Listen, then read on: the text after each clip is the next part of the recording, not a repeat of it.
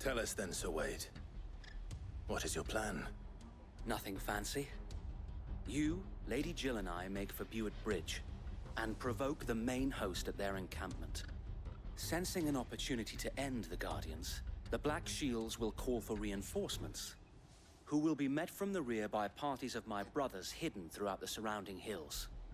This will allow us to wage battle on the bridge without fear of being overwhelmed. While the Black Shields have an advantage in numbers, you see, they prefer to fight in small units, which we can use to our advantage. How small exactly? Small enough, now that I have you and Lady Jill for company. I doubt I could have done this on my own. But until we arrived, that was your plan. You haven't changed a bit. So Wade, the bearers from Old Hill have been laid to rest. Very good. Now make ready for battle. As you command.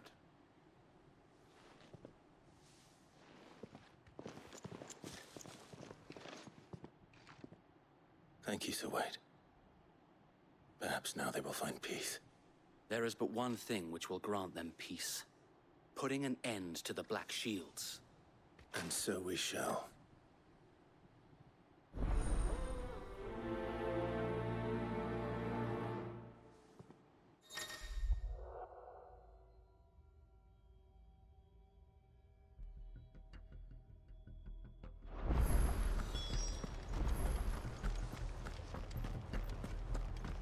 We'll keep them from the May bridge. the blessing of the Phoenix go with you.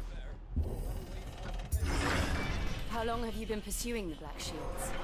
Since they burned their first village, we tracked down the bastards responsible and fed their corpses to Stillwind. Suffice to say, that got their attention. It's been a game of cat and mouse ever since.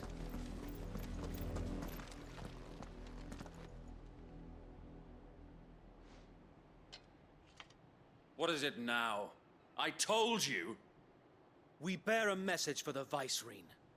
From the Guardians of the Flame. Ha! You presume to tell us that a pair of filthy vagabonds, a woman and a dog, could guard aught against the might of the Black Shields? Then come! Die along with your flame! For Azaria! For Azaria! Your petty revolution ends here. On these our swords we swear.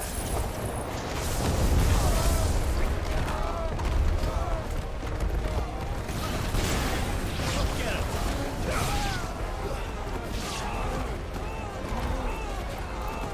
This one.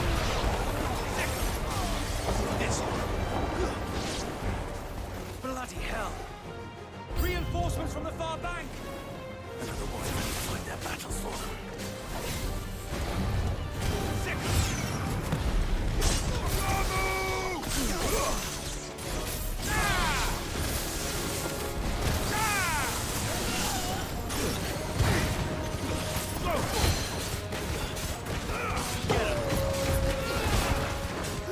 This one. More dragons. Worse. The Imperials aren't taking any chances. I can't fight it.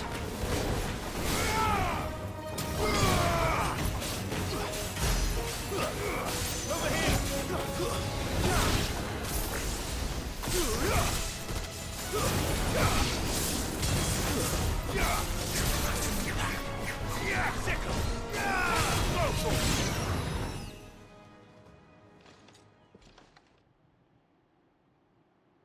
A noble stand, albeit a misguided one. In taking it, you have but proven our point. That this land is in dire need of cleansing.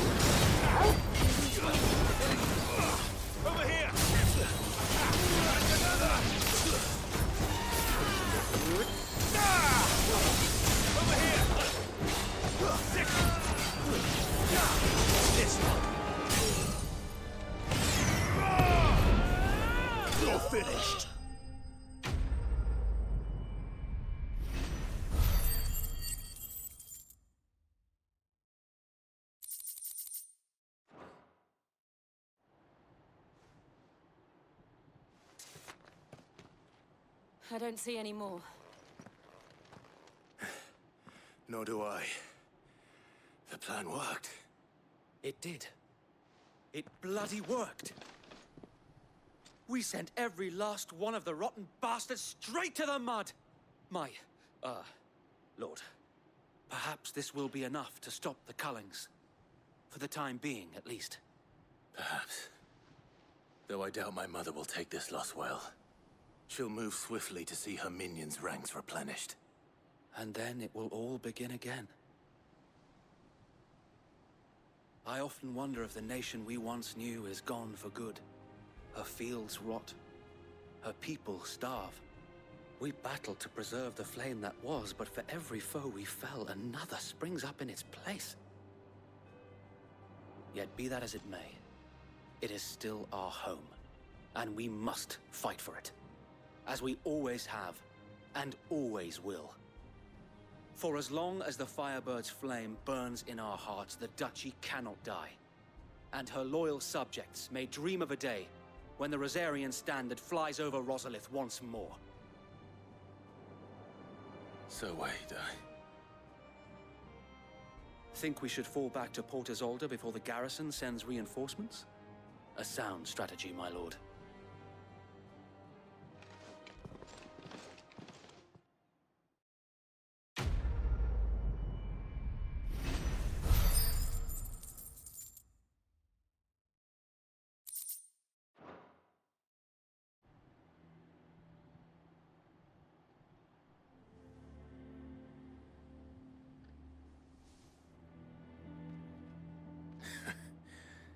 And how long has my uncle been funding you and your comrades' endeavors? Since the beginning. Lord Byron was the first person I turned to after forming the Guardians. And had I known of this tunnel back then, I wouldn't almost have been hanged by the city guard for trying to sneak over the wall. I suppose a formal request for an audience would have appeared suspicious. And appearances must be maintained. Were the Vice-Regency to catch wind of Lord Byron's involvement in our movement, they'd seize his estate and send him to the gallows, where he would be of no use to anyone. And so, though it sickens him to the soul, he plays the part of the loyal lord, knowing that one wrong move might prove his downfall. It is why he remains ever vigilant. Don't be surprised if he refuses you an audience, especially since you're famously dead. Then I will have to think of a way to prove that I am neither wraith nor wrongdoer. I might have something which could help with the latter. It's the mark of the Guardians. Display it, and those who love Rosaria will know where your loyalties lie.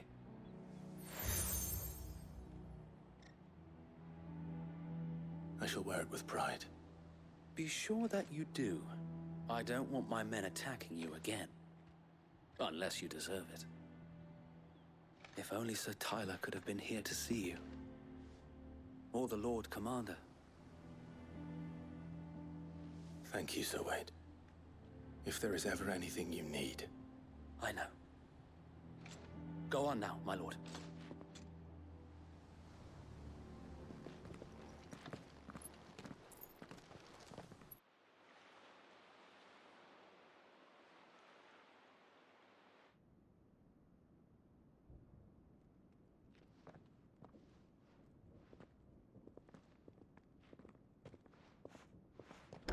How accommodating. Do you really think they believe we are who we say we are? Not a chance.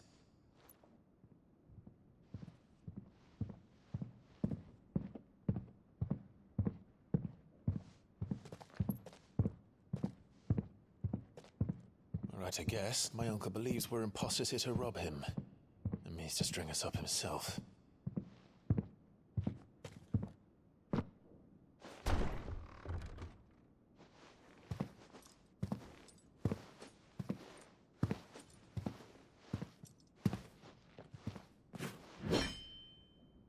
Imagine my surprise when I was told my nephew had come to visit.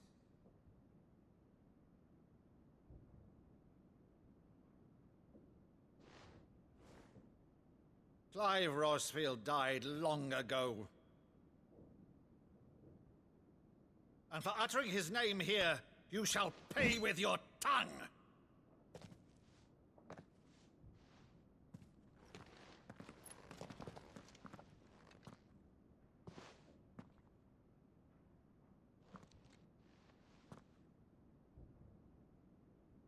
You would mock me as well?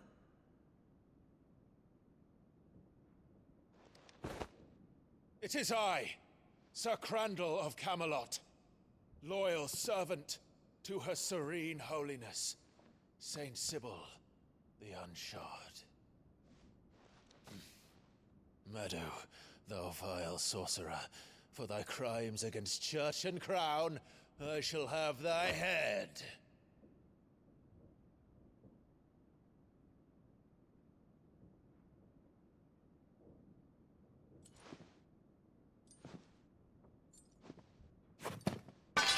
Curse thee, infectious flax wench.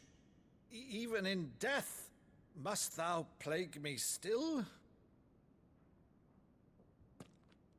Very well. I shall open the gates of hell, that thou might see thy charge once more.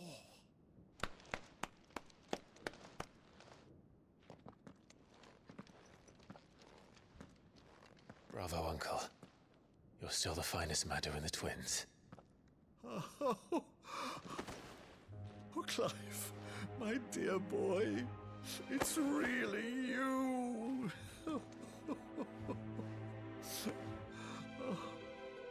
You always were fond of that scene from The Saint in the Sanctuary. Never did let me play Sir Crandall.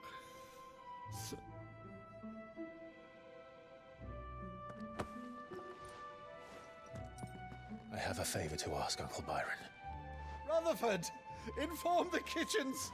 There'll be guests. We dine immediately. But, Uncle... You can't very well regale me with the tale of your miraculous preservation on an empty stomach. Go on, sit.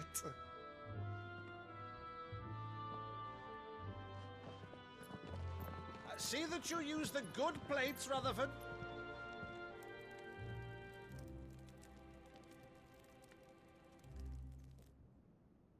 So you arrived late to one of her cullings, did you? Since becoming Vicereine, Annabella has been a constant thorn in Rosaria's side, but these atrocities are a new low. Something has changed. Quite what, I don't know, but the woman we knew is gone, and a monster sits in her place. A monster. For better or worse, I've been charged with governing this town, and thus must maintain the illusion of obedience. That's all I can do to aid Wade and his merry band of revolutionaries. So he's told us. You have risked much for Rosaria. Our nation will be forever in your debt.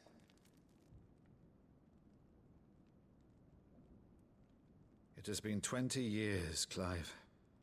The nation your father and your forefathers fought to defend is no more. Perhaps it would be otherwise had I the courage of my brother.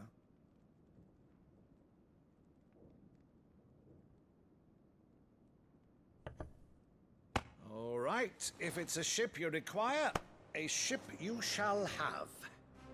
I've a galley in port, but recently relieved of her cargo. She can be outfitted for the voyage in a matter of weeks. So you believe us, then?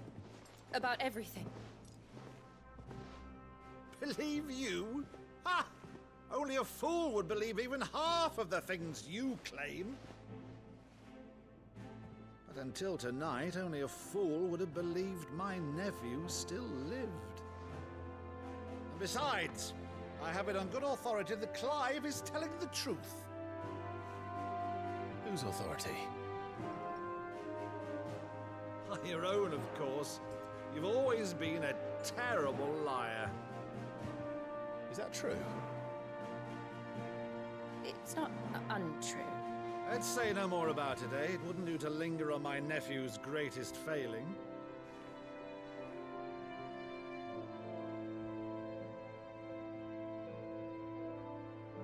The one thing I cannot believe, though, is all this about you being Sid?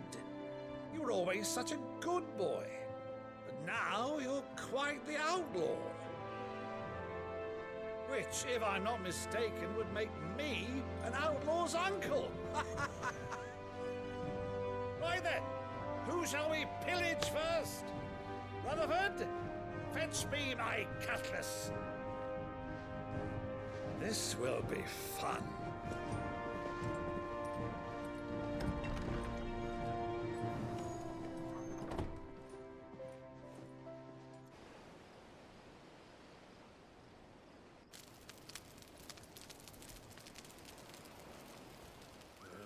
Over there. Go on. She's a fine ship, isn't she? Once outfitted, she'll bear us across the boiling sea to Drustinus in the space of 3 days.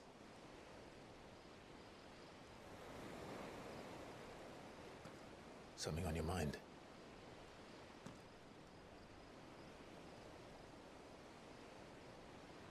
Monsters. When I served the Iron Kingdom,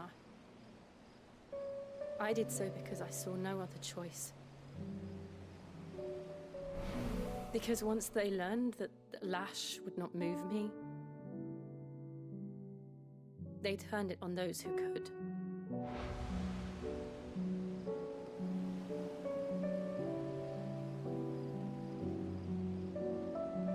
And so I became their puppet. I let them pull my strings, telling myself it was not my hand that swung the sword, but another's. I removed myself from the truth so I wouldn't feel the pain it caused.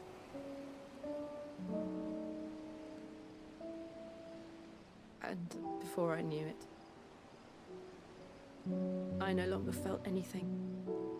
Anything at all.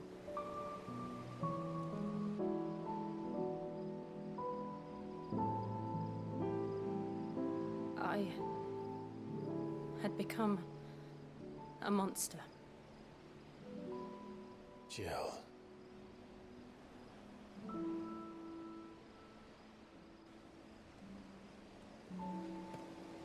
I don't want to be a monster, Clive. Do you understand? I want to choose a different path, a better path. To live on my own terms. But before I can do that, I need to come to terms with my past.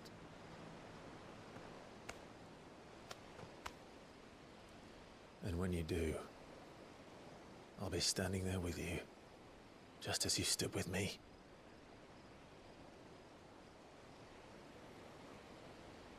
Thank you, Clive. I must atone for my sins. Only then, when it's done, will the monster cease to be. Just promise me that you won't die with it.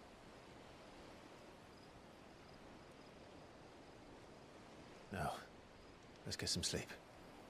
The journey back to Benamir is long, and there is much to tell the others.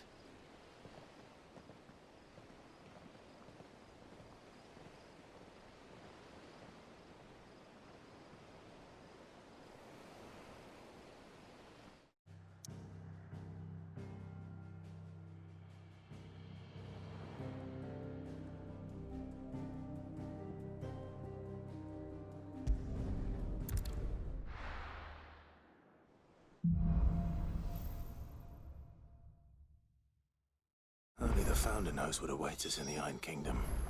But Vivian could probably make an educated guess.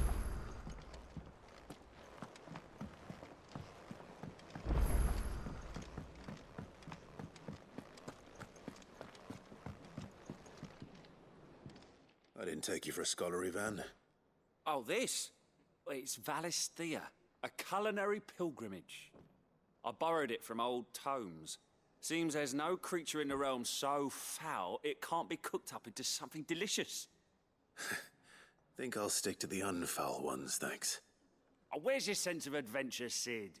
Honestly, one glance at these recipes, and even you would trade in your sword for a butcher's cleaver. From spit roasts to sweetmeats, this book has them all. What I wouldn't give to bring these recipes to life. If it's my blessing you're hoping for, then by all means. Well, I'm no hunter, Sid. The first tunnel worm I came across would be the death of me. But you're made of sterner stuff. Would you help me resurrect one of these recipes? Something tells me you won't be taking no for an answer. Fine, I'll help. Fantastic! Thank you. So, dare I ask what's on the menu? Chance's Stew. It was once a favourite among the gourmands of Oriflamme, if the author is to be believed. Though Molly's never heard of it. The only problem is that while the recipe is extremely detailed in most respects, it's infuriatingly cryptic as to the main ingredient. A beast, no doubt. Most likely something that would make easy work of a simple cook with more broth than brawn, but unwanted violets. I've no idea what they might be. Does the book say anything else? Well, only that the sweetest violets sprout atop the bed of roses. Roses. Rosaria, perhaps? One of the butchers in Martha's Rest might know something. I'll ask next time I'm there.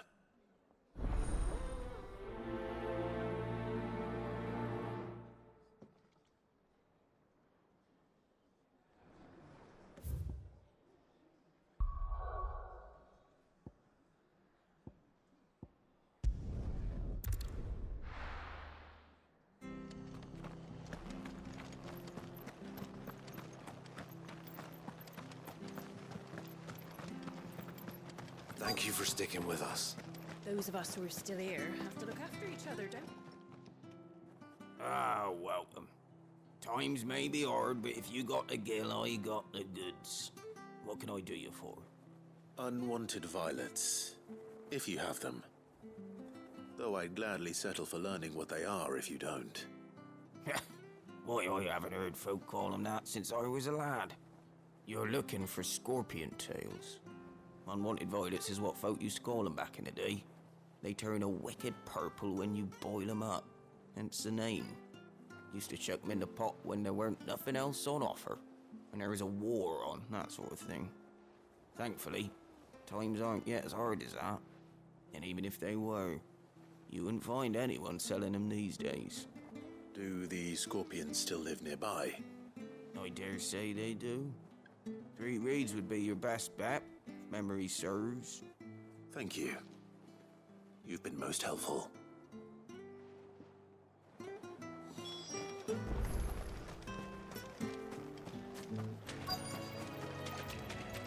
Scorpions.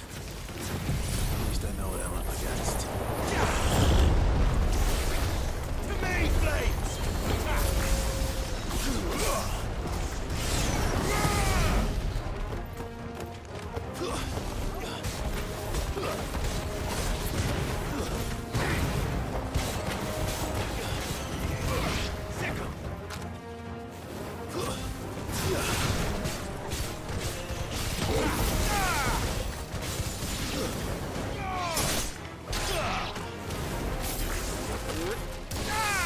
This one. Over here. Attack.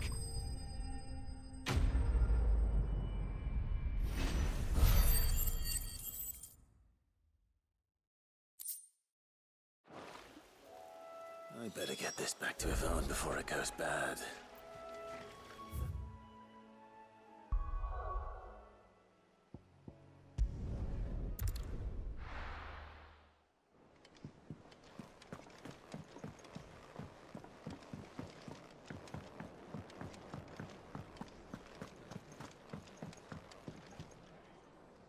Did you find our mystery ingredient? I did indeed. Marvelous! Let's see. What am I supposed to do with this? It's poisonous, surely. You wouldn't be wrong. But that's your unwanted violet. into the pot it goes, I suppose. Wait here. I won't be long.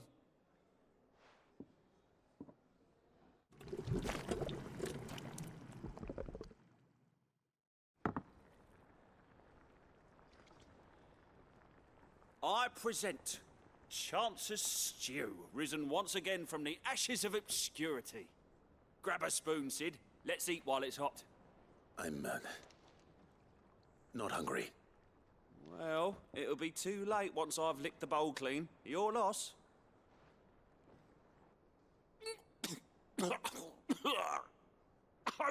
Odin's teeth. What assault on the senses. It's like choking on swamp water. And yet, up through the pungency, there rise complex, meaty notes. It takes a moment to recover from such an onslaught of flavors, but never have I tasted anything so fine. Thank you, Sid. Thank you. You're, welcome. I must share this gift. I won't rest until a steaming bowl of Chance's Stew sits before everyone in the hideaway. A single mouthful, and Molly will be breeding scorpions of her own. I'm sure she will.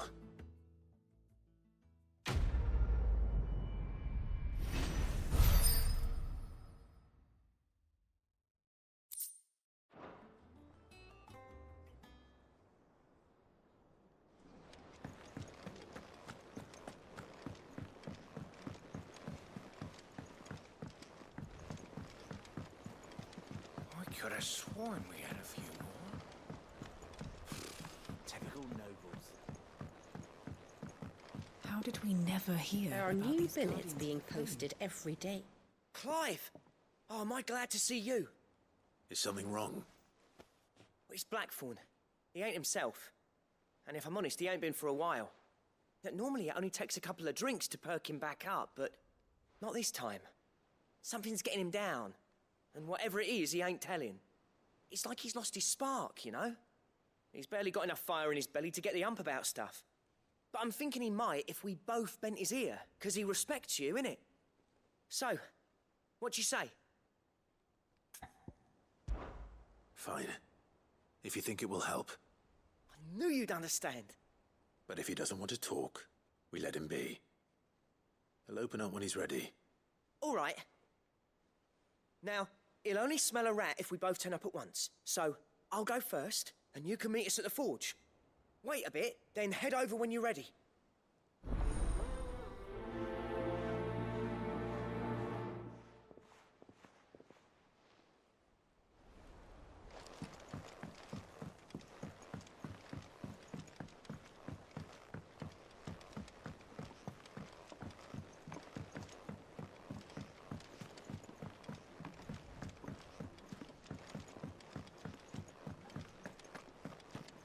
That monster's taken quite a liking to Lady Karen.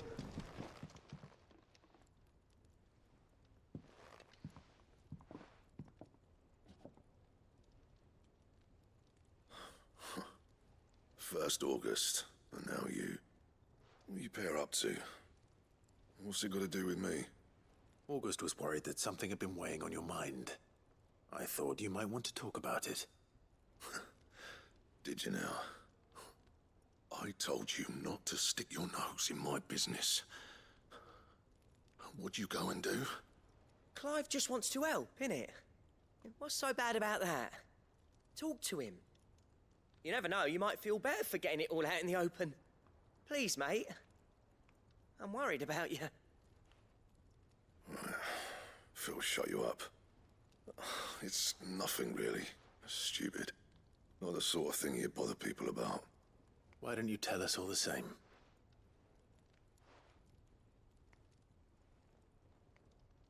Karen and I have an arrangement. I keep an eye on Goots, and she shows me what the competition's up to. Interesting arms and armor, things like that.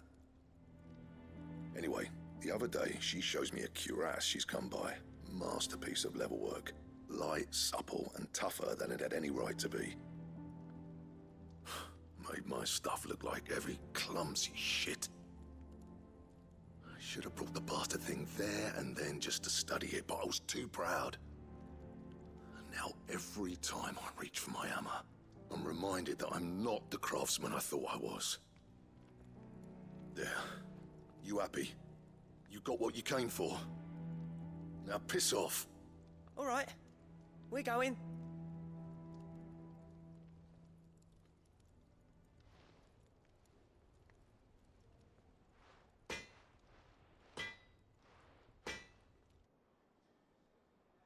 I always thought of old Blackthorn as a bit of a force of nature. Like a storm cloud full of ale. Didn't think anything could rattle him.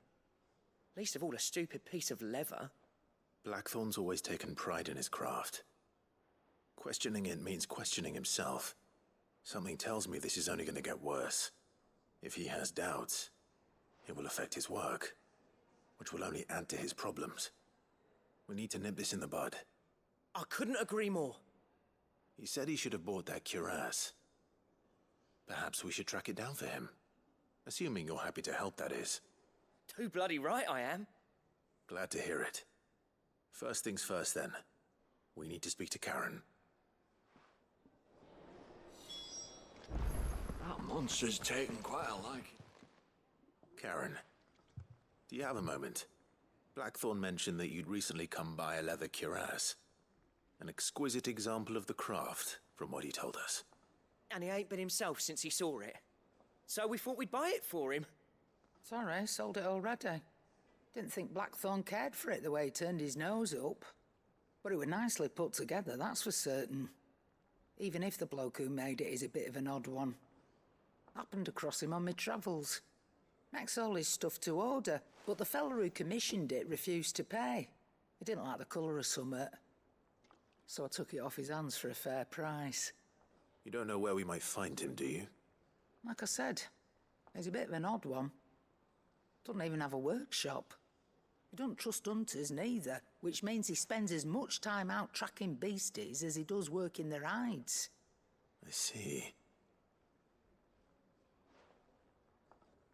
He did tell me something, though. Apparently, his next commission's for a set of griffin hide greaves. Here, there's a griffin on the hunt board. The curse breakers were placing bets on who'd bag it. Now, where the bleeding hell was it sighted? Somewhere in Sambrec, maybe?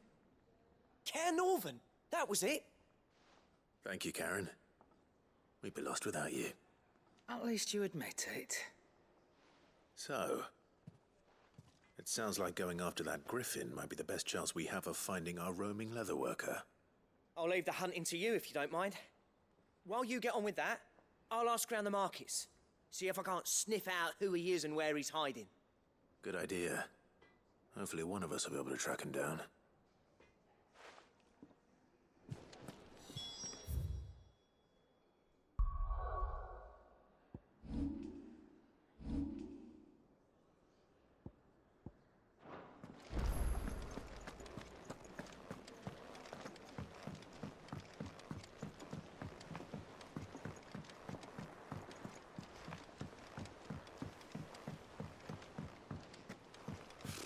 Typical nobles.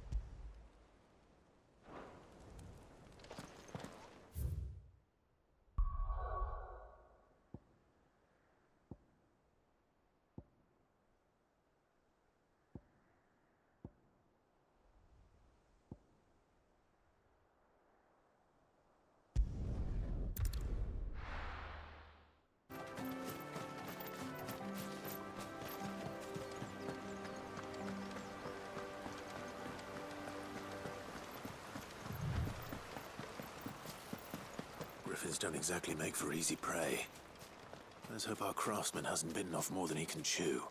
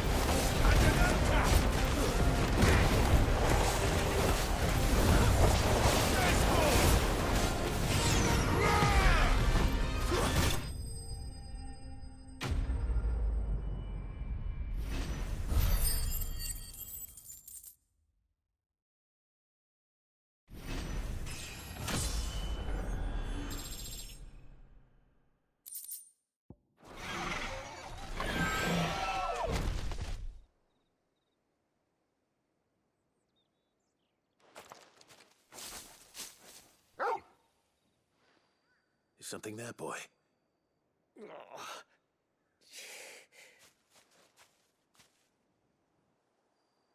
Could that be our man?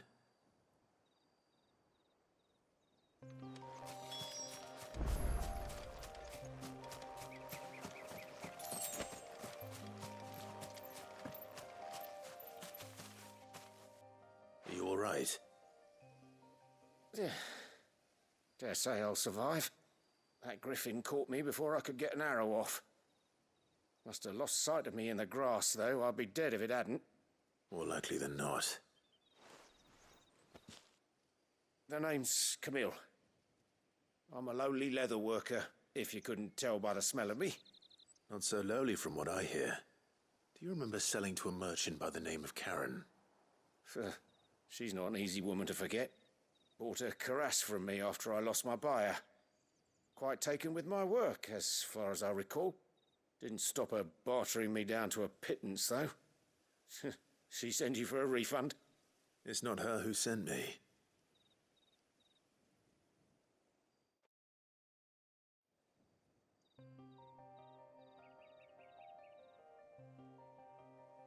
Well, consider me flattered.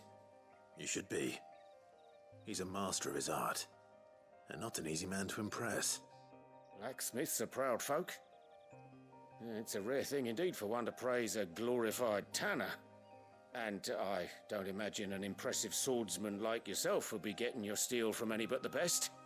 I'd dearly love to help a fellow craftsman, but... well, actually, I suppose you could give him this. What is it? Treated leather. Same stuff I used to make that cuirass. If your man's as skilled as he sounds, he'll know what he's looking at. You sure? Well, you did save my life. And thanks to you, I'll be going home with all the griffin hide I can carry. I'd say it's the least I can do. Short of showing him how to make the thing myself, that is. But there are rules against it. Secrets of the trade and whatnot. In that case, I'll see that he gets it. I'd be much obliged if you would. Right. I've got some greaves to make. You send your blacksmith my regards. Will do. And thank you.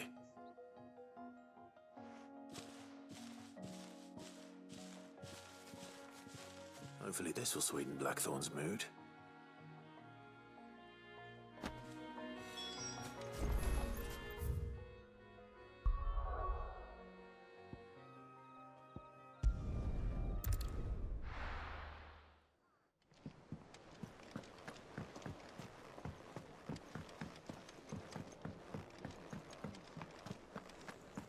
That monster's taken quite a liking to live. And with a bit of luck... How'd it go, Clive? Did you find him, or does the hunt continue? I found him. And he asked me to give you this, along with his regards.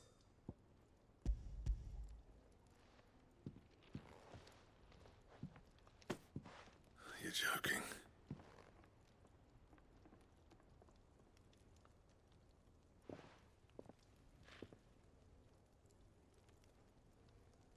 He said he wouldn't teach you how to work it, but that if you were as skilled as you sounded, you'd have no trouble understanding how it was done.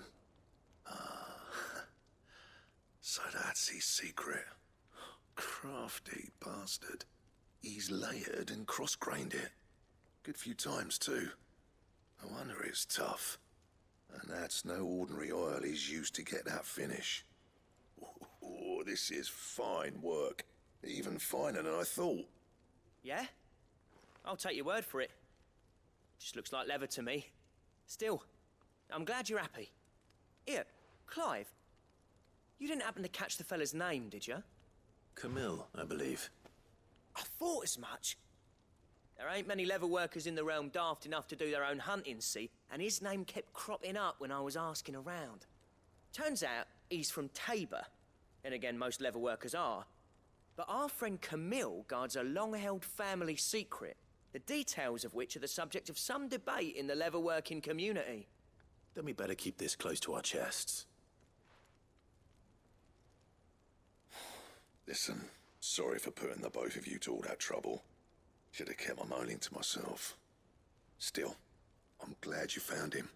This has cheered me right up. That was the idea. Clive's idea, anyway. He did most of the work. It's good to have you back, Blackthorn. Just don't expect me to go turning out work like this. There's a reason he does his own hunting. He knows exactly what hides to look for. And that's how he gets them to layer up so nicely. And don't get me started on how much oiling this leather would need. But I reckon I can make something about as good. Something a Cursebreaker will have no trouble caring for. Anyway, enough narrowing. I've got work to be getting on with.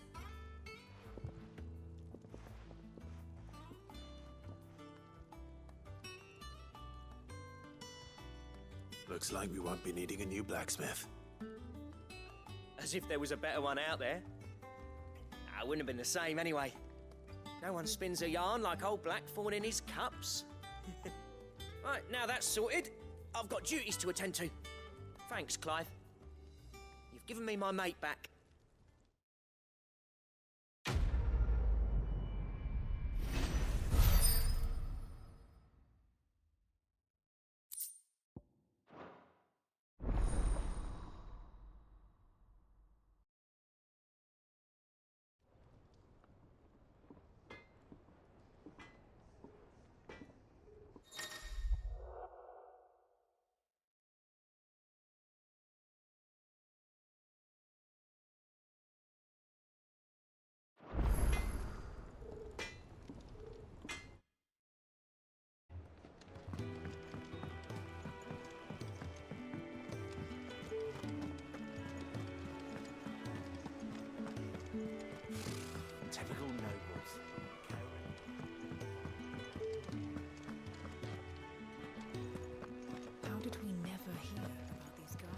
claim. How are you doing? Anything catch your eye? Always something, isn't there? Welcome to the Patron's Whisper. Here's everything we've received and everything promised. You earned this. All yours. All done?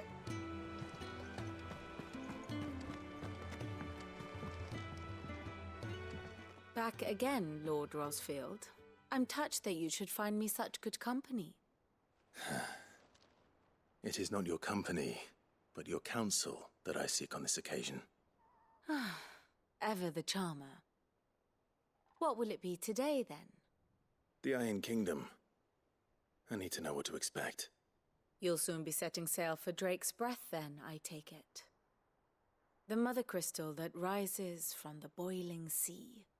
There was a time when a true-blooded Rosarian had only to brave the waves to visit it.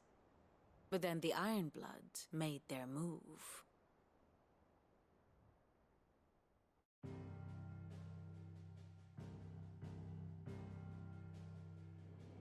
As you know, the Iron Kingdom rules over the islands to the west of Storm. Or rather, its church does. But this is not the pragmatic approach to state religion employed by the Holy Empire to manipulate the masses. No, the Iron Kingdom is the literal embodiment of the crystalline orthodoxy. And so, if one is to understand it, one must start there.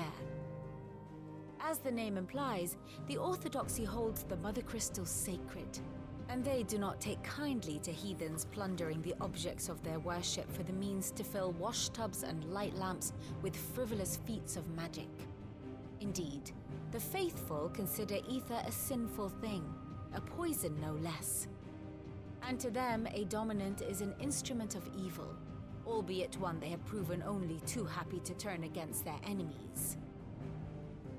Some 80 years ago, in Northern Storm, Drake's eye collapsed. Soon after, in pursuit of ether and with the blight at their backs, the Northern Territories descended upon the Grand Duchy of Rosaria. And when the Shields of the Flame marched north to meet them, the Iron Kingdom spied an opportunity.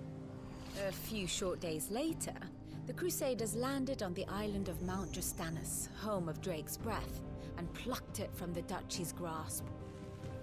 Rosaria tried to reclaim it, of course, but to no avail. I doubt more than a handful of Duchy men have set foot on its shores in your lifetime. Nor are they like to again, under the Empire's stewardship, meaning the Iron Blood will keep their island, and with it, the foothold they need to march on mainland soil when next they spy an opportunity.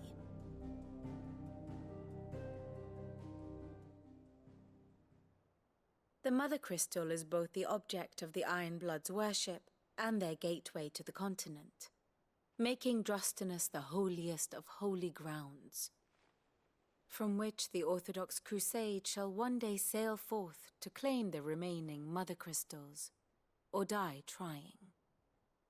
My father and my grandfather both traded blows with the Iron Blood for control of Drake's Breath. Had things unfolded differently at Phoenix Gate, we would have sent our entire fleet against them. But instead, they sent their fleet against Rosaria, sacked the capital, killed the men, and captured the women, including Jill. I'd say you'd be forgiven for wanting a little revenge, Clive. My only aim is to destroy the Mother Crystal. But thank you all the same. Not much else to do here. Let's see if Jill's ready.